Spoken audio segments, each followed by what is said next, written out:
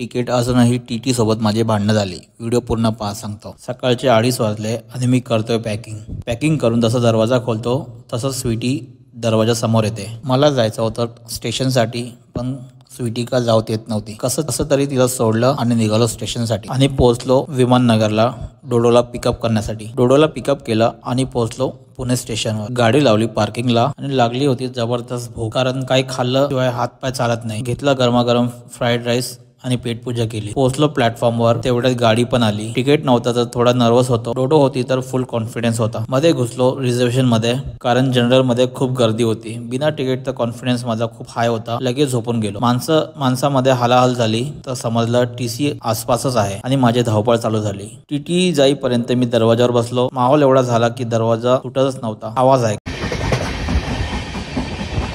Station आलं कळलंच नाही। टीटीच्या भीतीमुळे एवढी भूक लागली होती की वडापाव खाल्ला आणि भूक शांत। तेवढ्या समोर टीटी आला आणि त्याने माझं तिकीट चेक केलं, जे जनरलचा होता। व्हिडिओ आवडला असणार तर लाईक आणि सबस्क्राईब करा। जय महाराष्ट्र।